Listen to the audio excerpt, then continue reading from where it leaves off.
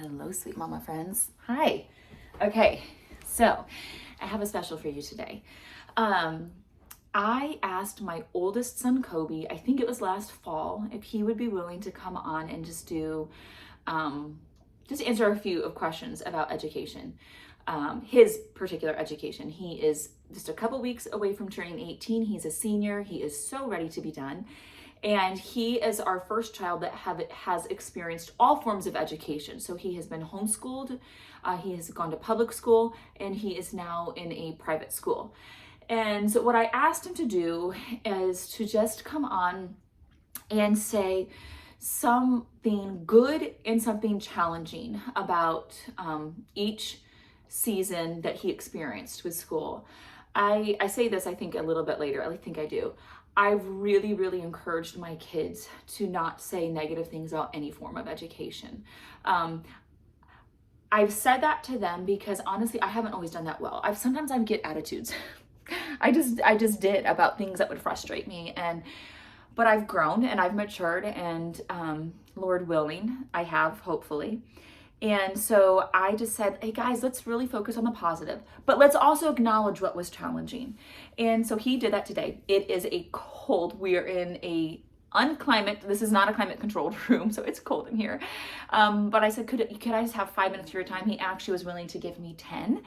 And we did this. So I would love someday to have my oldest on here. Her perspective would be very different. I would love to have then my son Cooper, who's next. I would love to have his perspective because our three oldest are so uniquely different from each other.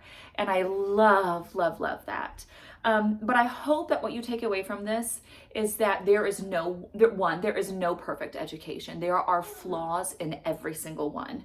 I do not think homeschooling is the answer. In fact, sometimes there are some students that should not be homeschooled. It's just true. I have right now going through my mind multiple students that I know that were in public school, and it was the best and safest place for them to be. Hold on one second. Come on. All right. And so I think that that's a lens. Like, it's really easy for us to get on our soapboxes and then say, oh, everybody should be homeschooling. Or if you believe in this, you should be homeschooling. Or if you believe in this, you should do private school. Or if you believe in this, you should do public school. And I think it's so incredibly unfortunate because who suffers is our children from that. Do I have some deep concerns about the education system? Absolutely, I do. But that's not always the administrator's fault. The public school that my kids attended had a fantastic administration. Same way with the private school that they go to. Now, do I agree with everything that happens in the school? No. Do we hold certain convictions that other people don't? Yep. And that's just how it is across the board. So this is not that type of video. Okay, sorry. My phone or my camera died. I just want you to be encouraged. I want you to be encouraged that the most important thing in your child's education is that you are doing, as the mom, what you believe is best for each of your individual children. For us, it's a matter of where we feel like the Lord is leading us. That is the most important thing, and that could look different from year to year, and it could look different from child to child. You have freedom, mama. Walk in that freedom. The best place for your child to be is wherever you feel like the Lord is leading you, and wherever your mama intuition says this is where you need to be. Doesn't mean it's not going to be scary. Doesn't mean that there's not going to be times where you're like, what is happening, and that you disagree with stuff going on. It just means that the best place for them is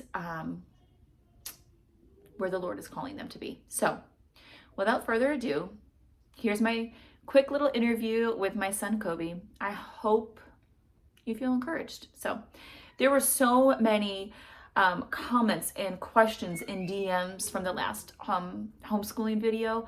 That's why this was so important to me, to do this so that you could hear my true mama's heart, and also how it came through and how my son experienced that. So, all right.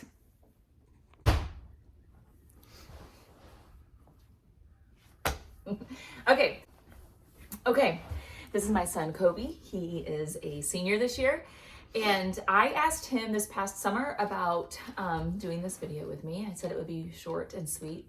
He said yes. So I asked him questions about so Kobe and Cooper, they're my only two that have had all forms of school, right? Mm-hmm. Public, home, private. And I said, could you come on and tell me the good and the challenging of every single one? You're going to hit that tripod with your foot. I'm not. Okay. So he said he would. So, all right, Kobe, which one do you want to do first? Homeschool. Okay, let's do homeschool.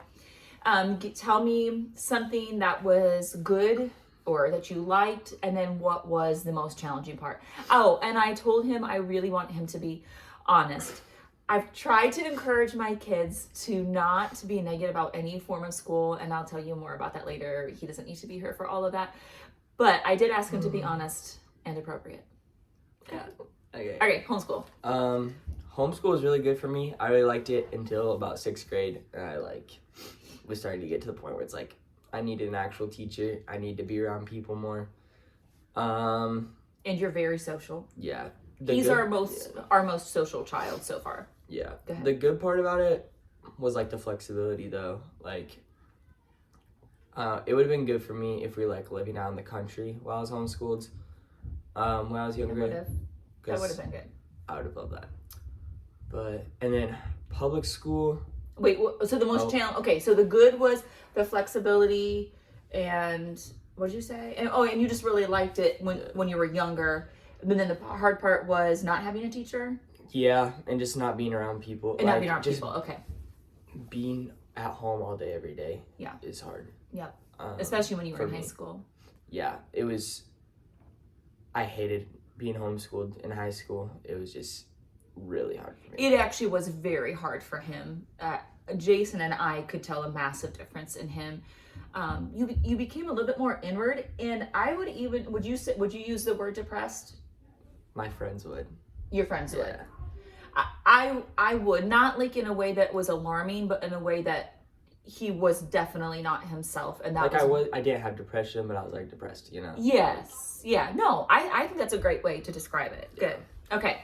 Do you want to do public or let's do public because that's the order that he went. Public school. Which years were you in public school? 7th and 8th. 7th and 8th. And in 6th grade year, I played sports. That's right, you did. He was homeschooled while he was playing sports at our local public school. Yeah. Okay. It was hard going to public school just because that was a hard transition because I hadn't been exposed to the real world that much, to be completely honest. Well, you were young. Yeah. Mm-hmm. And these were kids age who appropriate. had been for a long time. So transitioning to learning how to handle myself in social situations like that, but where people were also not always acting the best. Learn how to handle myself around that because in homeschool I just was never around that. But it was really good having my own teachers. You had some really good teachers. I had some really good teachers and really good friends. I lived 2 blocks away from the school, so I'd walk to school every morning. I liked that. That was nice. 8th grade year for me was probably my best year at that was in that. So the second semester of 8th grade year was COVID. Yeah. Okay. I was really mad about that because my year was going really good. It was better than any of my high school years, better than any year before that. That is true. 8th grade year was really good for me. His 8th grade year was a fantastic year before COVID. Yeah. COVID, then everything hit the fan. But yeah, okay. But part of that was I had good friends at school, but I also had really good friends. I had a really solid friend group at church. And we hung out all the time and were really involved in youth group.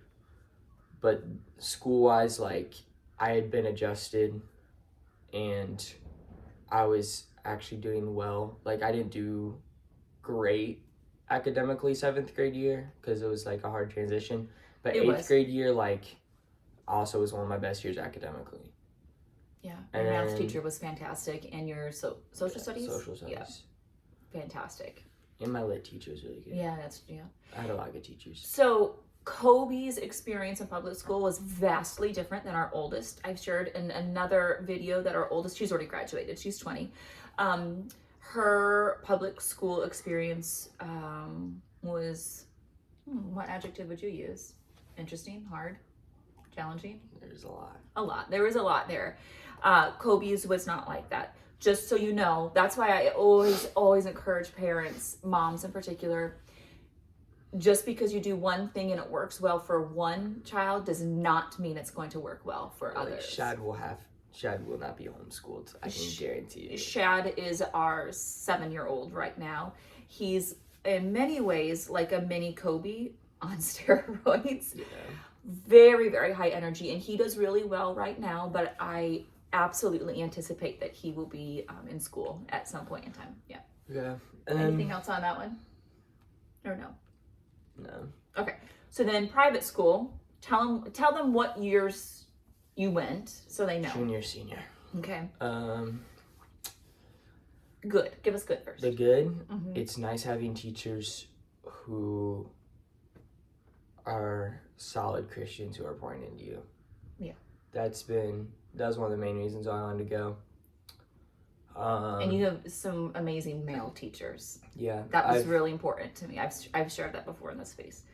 I've been given a lot of good opportunities, like internships, which you can do at public schools. I'm going to Africa this spring, which would not be happening if I was not at Cornerstone.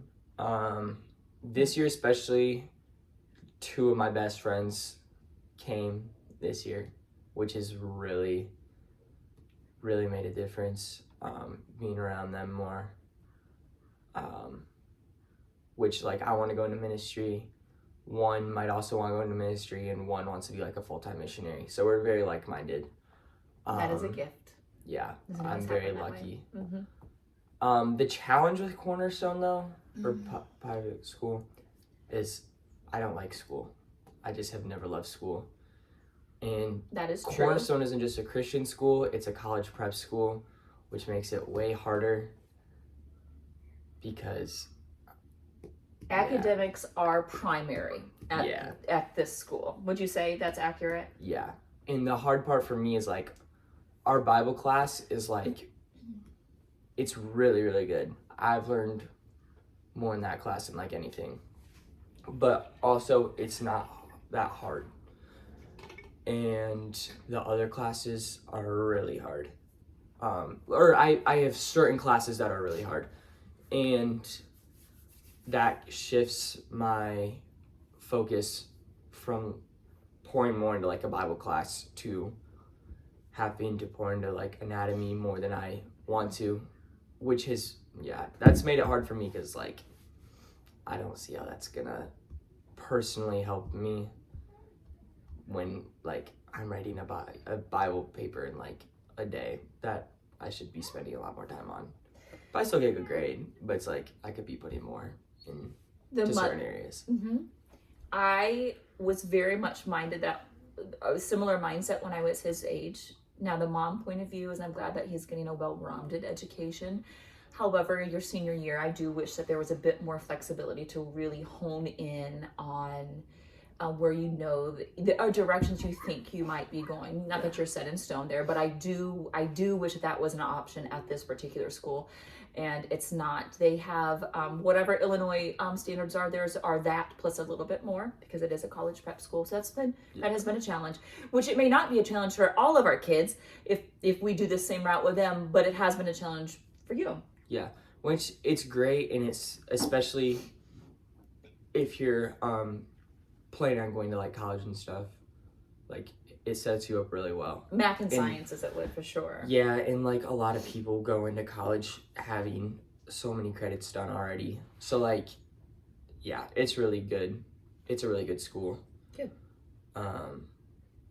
Like I have friends who would have a full schedule their senior year and have transferred out and like gone to public school and had to take like 1 or 2 classes, who would have a full schedule if they're at Cornerstone, which is something that's like, dang, I wish I had a smaller schedule. But it's okay. Okay, so I wanted him to go over those, and then the other question I wanted him to ask. So Kobe growing up was a very, very active child, disobedient at times, or should I say obedience was a challenge at times, whichever lens you want to look through. Okay, so he's 18 in just a couple weeks.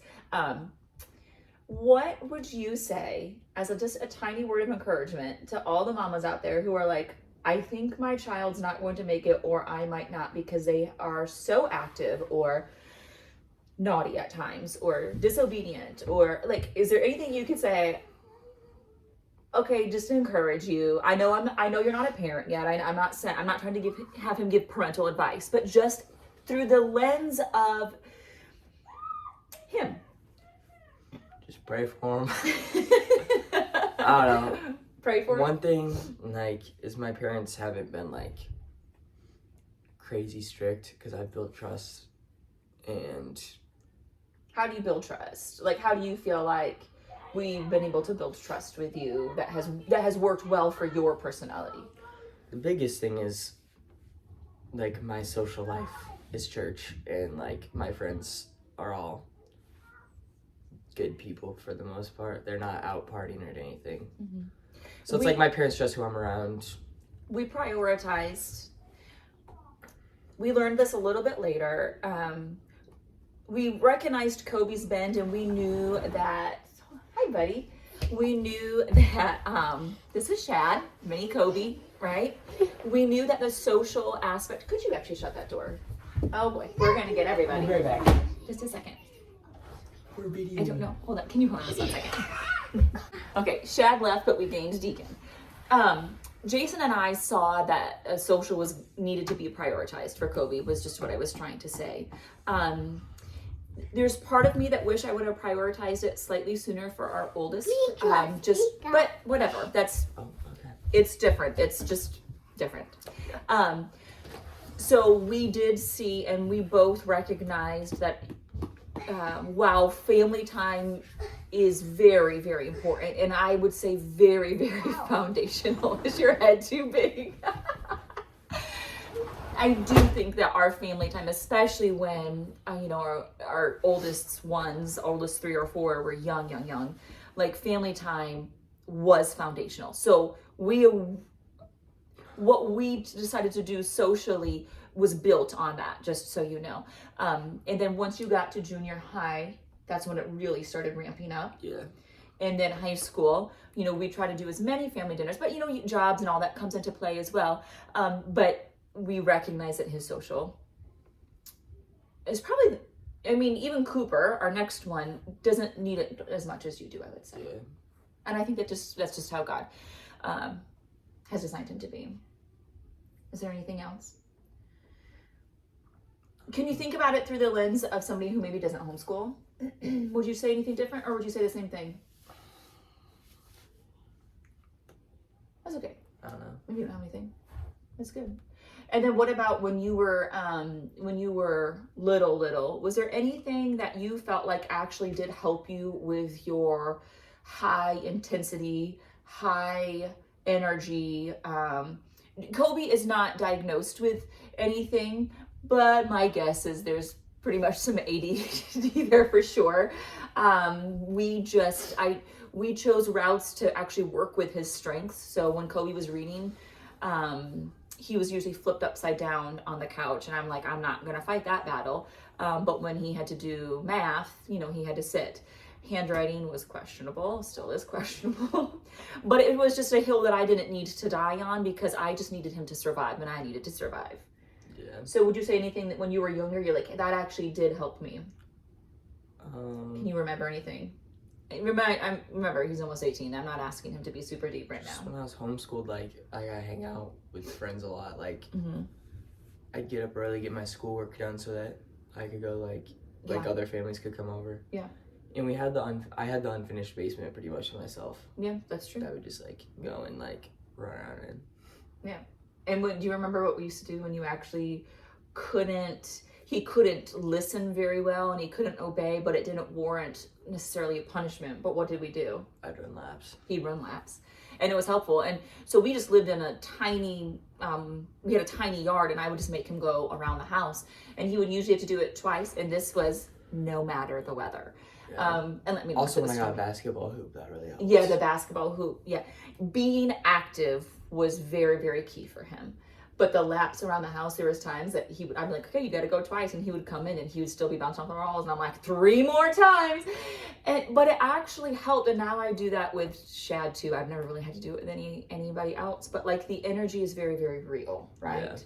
And since I was young, like I was always trying to find a way to listen to music, and remember what I used to tell you? That always helps me a lot. What did I tell you? You always had to listen to music without what? Words. Yeah. I never did that. I know. You didn't. I never did that. But it actually doesn't affect his grades. So then I finally just let it go. I'm like, however you can get this done, I'm good with, as long as I can see that you're understanding it. Yeah. The words were important. You gave me a really good insight recently. You said this is why you thought you had. This is why he says, he goes, I am sure that I have ADD or ADHD, whatever. You said you weren't. Oh, what did you say? It wasn't that you had so much energy. It was like you were so bored, that you were so understimulated. Because I get understimulated faster than I get overstimulated. Yeah, very much so. And what does it do to you if you get understimulated? Like, I don't know. I can't Well, how does it make you? I can't pay attention. I just have to be doing something, which music helps with that. Yeah. Because it gets my mind going. In case you didn't hear what he just said, Kobe's personality, which is the exact opposite of our oldest, he gets understimulated before he gets overstimulated. So he has a very high capacity for sounds and people and activities and conversations and words and music and whatever. But if some of that is not in his life, the same things that would overwhelm somebody who is overstimulated happen to him when he's understimulated. Yeah. Right? Which that's the hard part about school sometimes. Yes. This was what was a benefit in the beginning for homeschooling, because he could do and act out, I mean, you know what I mean, in good ways to get the job done. Yeah. But in school, you have to sit. Yeah. All right. Anything else? Okay. This is Kobe. Thank you. Yeah. I wish I could get my oldest here. She would have a very, very different opinion. Maybe I can someday. Or Coop. Coop would be interesting. Yeah. So, like I said, Cooper is the only other one that will have had all 3 forms of education. Addison, our oldest, won't. And I have no idea for everybody else. But hopefully this is a little bit of encouragement, yeah? Okay. Thank you. It is the next day. I realized I never really ended this video. So anyway, I hope that feels somewhat encouraging to all the mamas who have young kids that are highly active, and that there's a place for possibly all different types of education in their life. And while everybody says it to you, I promise there will be a light at the end of the tunnel. Most importantly, wherever you feel like the Lord is leading you, whatever you feel like is best for your kid, you might have to plug your ears to what everybody else might say. You might get some pushback from people from other that are doing and choosing other types of education that just swear that it is just the best thing for everybody. That doesn't actually exist. And as someone who has now almost graduated too, I'm even more emphatic that that does not exist. There are pros and cons, strengths and weaknesses, good and bad in every single one. It's what we make of it. So most importantly, you are their mom. You know them better than anyone else. Use your mother intuition. Strengthen your mother intuition for your children. You'll never regret it. Okay, till next time.